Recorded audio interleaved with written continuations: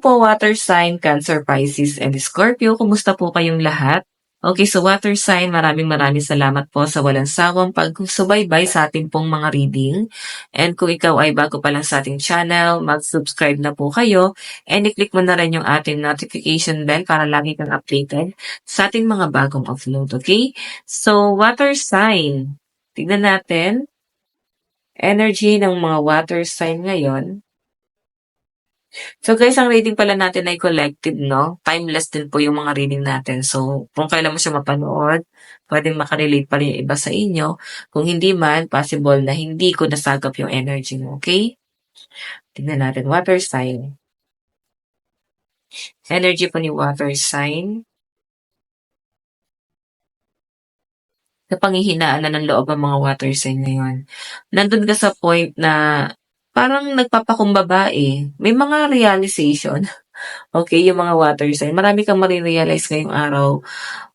Pwedeng kahit sa mga susunod na mga araw, mga action mo nitong mga nakakaraan, no? Mga maling desisyon, action, kung paano ka magsalita, may marirealize ang mga water sign. Okay, tignan mo. Parang napanghihinaan kayo ng loob. Okay, tignan mo yung energy mo. Ito ka dati. Nawala sa inyo yung lakas ng loob. Okay, naramdaman mo na parang wala ka ng kakayahan. Naramdaman mo na parang ang hina mo na. Okay, siguro may nagpahina sa'yo. Pwede rin guys na may nagpa-down ng energy mo. Nandun ka sa point na parang bahala na kung anong mangyari. Bahala na kung may kahihinatnan ba yung mga gagawin mong sugal sa buhay mo. Kasi parang susugal ka eh. Okay? And sa pinapakita sa akin dito guys, may parang nagpapakumbaba ka ngayon. Okay, kahit na parang feeling mo ikaw naman yung nagawa ng masama or actually may realization din naman yung mga water sign. Parang aware ka din naman na may mali ka. Okay, may mali ka rin naman dito. Kaya nga parang ikaw din yung magpapakumbaba kahit na parang parehas lang din naman kayo na may pagkakamali.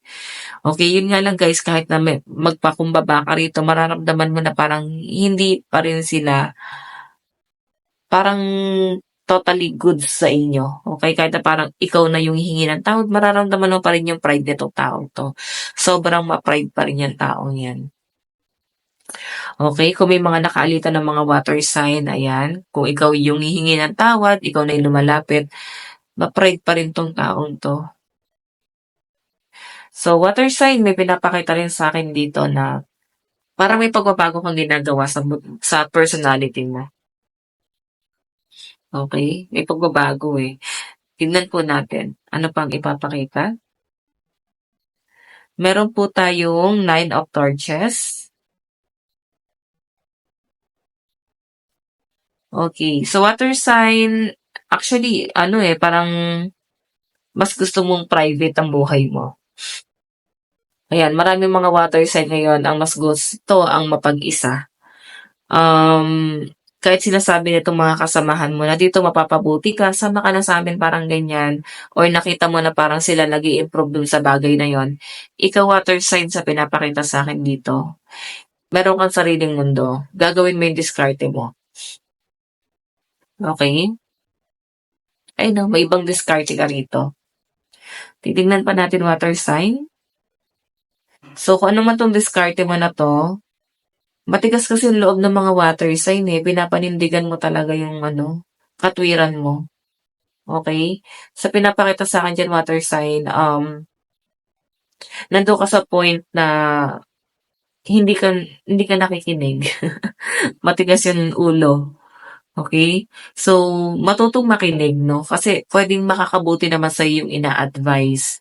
Pero kasi may mga water sign dito na may paninindigan talaga kayo. Okay? Tingnan natin.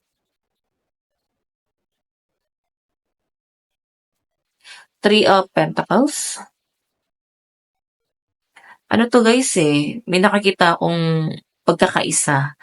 Yun lang naman yung gusto mo, parang magtulungan tayo, magkaisa tayo, isang pamilya tayo, isang grupo tayo, magkakatrabaho tayo dito, parang ganyan, magtulungan tayo. Pero may nakakita kasi ako guys, mga conflict na nangyayari 'no. Though gusto mo naman ng pagkakaisa at sama-sama pero hindi mo na para ipilit pa, eh. Mahihirapan ka kung ipipilit mo pa 'tong bagay na 'to kasi puwedeng may mga umaalis, water sign na kaya sila umaalis kasi nahirapan na yung kalooban nila, okey? Ang mga water sign kasi kaya nilang pakalmahin yung sarili nila. So, nandun ka sa point, water sign na hindi mo kayang ipilit or 'wag mo nang ipilit, okey? So, people come and go. May umalis, tanggapin mo, may mag-stay, tanggapin mo ng maluwag sa dibdib mo. Kung may mag-stay, sila na yung pahalagahan mo 'no, kung sino yung nandiyan, sila na yung pahalagahan mo. So, kung ito yung gusto mong pagkakaisa, hindi mo pa 'to makukuha guys. Kasi yung pagkakaisang gusto mong mangyari, hindi naman 'to pagkakaisa, eh.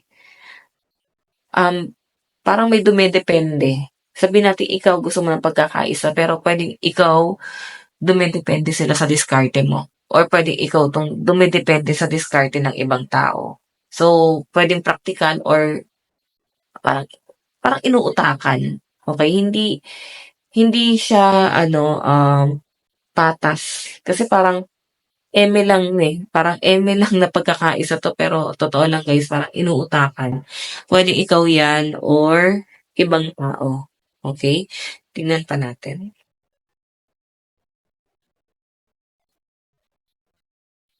Meron tayong Three of Cups, okey. So, ayan, water sign. Meron akong nakita rito na parang meron kang dapat i-celebrate. So, siguro may maganda naman nangyayari sa buhay mo kung celebration 'to 'no.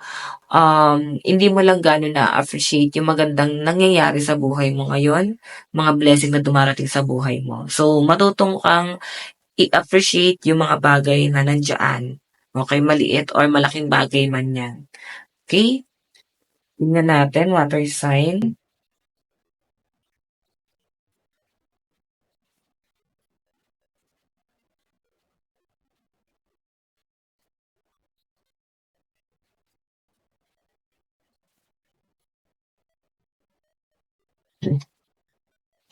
Yung strength guys is two of swords 'no, pagsugal talaga 'to. Kumbaga nilakasan mo na lang din talaga yung loob mo.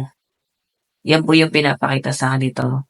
Nilalakasan ng mga water sign ang loob nila na sumugal or puwedeng ayun nga nagpapakumbaba ka, ikaw na yung para bang parang inihahain mo na yung sarili mo, parang eto na, ako na yung magpapakumbaba, ako na yung maggi-give way, parang ganyan.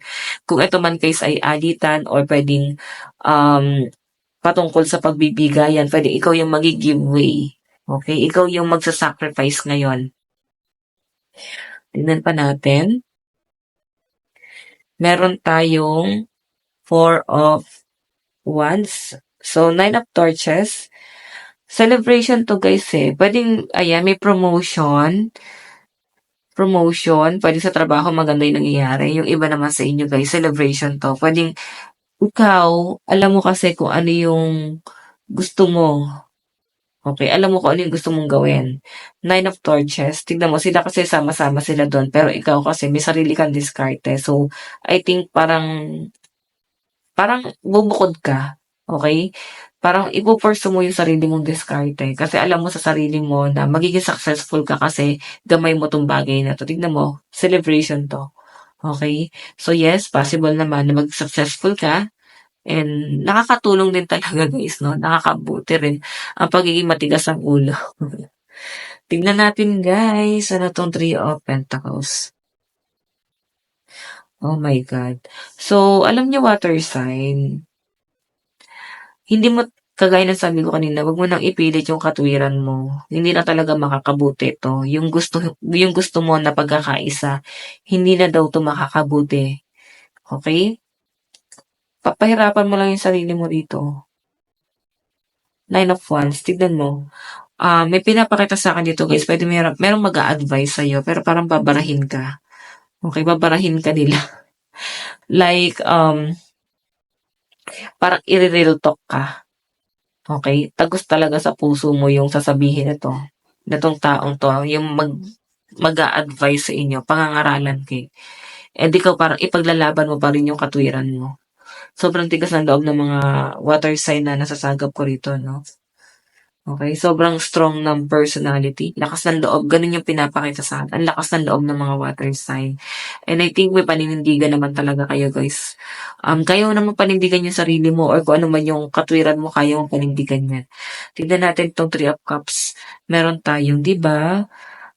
Parang sinasabi dito, sumuko na. Water sign, parang pinapasuko ka na.